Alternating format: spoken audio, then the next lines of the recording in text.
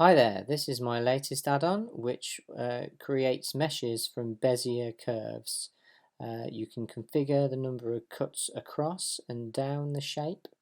You can create meshes from 1, 2 or 4 interlocking curves. First off, just to show you how to install the add-on, if you go to File, User Preferences and select the zip file that you've downloaded, and click on that. It'll appear here as in Curves to Mesh. I'd also recommend that you add another add-on that comes bundled with Blender that gives you extra curves to play with. It's called Add Curve Extra Objects, and you should find it under the Add Curve section. So first of all, I'll show you the simplest example with one curve. You can see by enabling the extra objects you get lots of different new curves. I'll just add a curly curve as an example first of all. So you can see, if you're not very familiar with Bezier curves, they have control points along the curve which you can manipulate to create different shapes. So to activate the add-on, if you press space and type in curves to mesh, you should have it there. So as long as you've got the curve selected, it'll create a simple edge loop mesh from the curve, and you can configure the number of subdivisions that are created for the mesh. So the add-on will by default attempt to distribute all the vertices evenly, not in the sort of more traditional Bezier fashion where more points are concentrated around the curves. But you can relax this by reducing the nudges parameter to 0. The next option you have is creating a surface, a mesh surface from two Bezier curves. So if I could just add a standard Bezier curve here, and I'll move it over to the right, and I'll actually duplicate that now as well, and then move that across so that it's facing in the opposite direction, and I'll just subdivide it as well. So you add some more control points just to show you this at work. So if I select both curves and then press space and select curves to mesh, you can see there that it's created a surface this time round, interpolating the edges in between the two curves. Again, it's attempted to distribute the vertices evenly along the curves before it does a bridge between both edge loops. So you should start to quickly get quite sophisticated surfaces. And I'll just show you again by adjusting some of the Bezier points that you can get very different shapes. Note that the tool isn't ideally interactive. I'd like to make it a modifier, but Blender doesn't allow you to extend the modifier interface, so this is a sort of in an operator.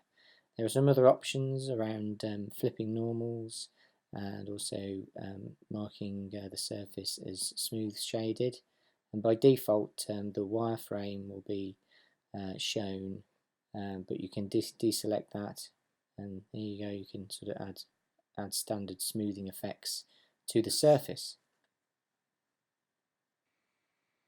It's worth noting that you can also use the option so far on more cyclic curves, that is, curves that join in on themselves. If I just create a circle here, tab in, and maybe move the control points out just to show you an irregular shape. You can do this with one curve. You can adjust the number of subdivisions for that curve, for that mesh that's being created there. Or you can, well, you can see the vertices there, or you can create a mesh between two cyclic curves. So I've just duplicated the circle here, and I'll just add another control point just to show you that two shapes that aren't identical can be joined to one another. So just move, or say, a control point in here just to make a slightly different shape. And if I select those two and select curves to mesh by pressing space, it should be there already. You can see that I've created a novel 3D shape very quickly. And then finally, what I think is probably the most powerful option is that you can create a mesh surface by manipulating four curves in a sort of a 2x2 fashion. So I've just added a standard Bezier curve here and duplicated it on the other side, duplicated again, and I'll rotate it by 90 degrees, then move it to sort of create a square shape, duplicate for a fourth time. So you've got four curves here. So if you just make sure that the end points of each curve are also joined up, I'll just add some control points here just to make it a novel looking curve first of all. So if you select some options down here, so snap the magnet icon, sort of so make the vertices snap when you move them, and select the vertices option. If you make sure that the ends of each of the curves are aligned with one another, so if I just move this, move these curves about and just do it with the opposite end as well, that just makes sure that all four curves are sort of in an interlocking shape. And so now it's ready to create a mesh from. So I select all four curves and select curves to mesh. You can see that it's created a shape following the lines of the outer curves, and again you can change the subdivisions across or down the shape. And there you have it. So it's worth mentioning the options again. You can flip the normals of the surface if it's created opposite normals to what you'd prefer. You can shade smooth. By default, the wireframe will be shown in the shading mode here, but you can change all that.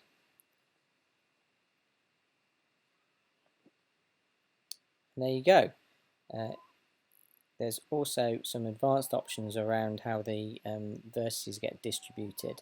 I talk about this in the documentation, but by reducing the nudges to 0, it behaves slightly, it subdivides slightly more in a more traditional Bezier fashion, but you can get more uniform effects if, say, the setting is set to 100, it will distribute the vertices more. So I hope this is useful.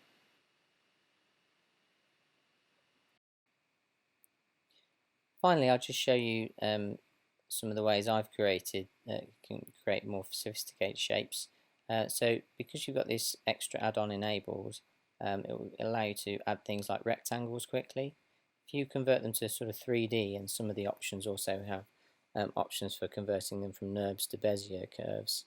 If you tab in and select each of the vertices and press P, you can separate out the curves so that you can quickly get four sides and then start creating meshes from there.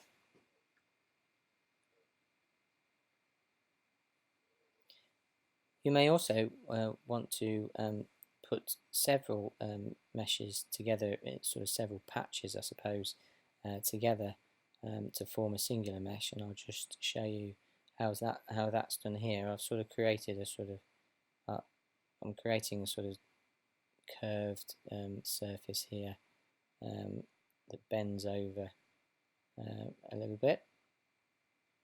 So if I just show you sort of my process for creating these, so I change some of the control point types so that I get different effects, and the add-on should still all work with all the different point types you can define in Bezier curves.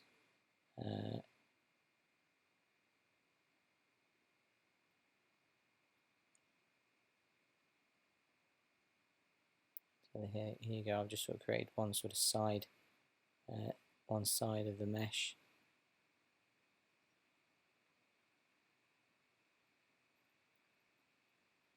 So here I can just duplicate one side, put it over here.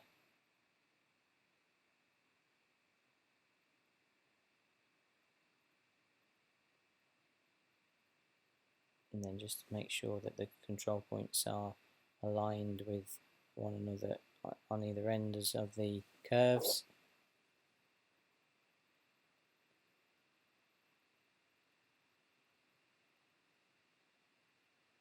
Here I'll just duplicate the bottom bit, move it to the top. Just snap them to the ends. So here I've just sort of created a curved surface here. Sort of a slightly basic one again. And say you wanted to also put one alongside it, so create sort of a longer shape. So I'm just duplicating part of the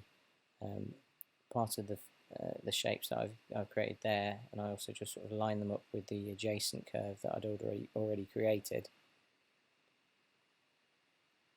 And from there you can see that you could start to sort of create sort of networks of meshes here. So I'll just move a control point out there just to make it look a bit different.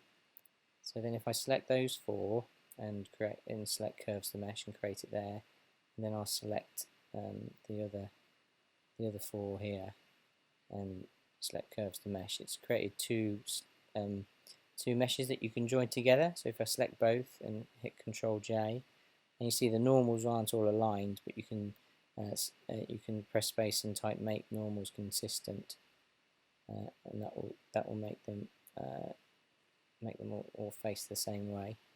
And then if you remove the doubles, remove the vertices that are connecting the two meshes, you can see that they're both two separate meshes now. But if you select remove doubles, it'll link the two meshes together. So you've got sort of, you can start sort of creating more sophisticated meshes. So I hope you find these add-on useful. If there are any questions, contact me through Blender Market or Twitter, and I'll see what I can do for you. Thank you then. Bye bye.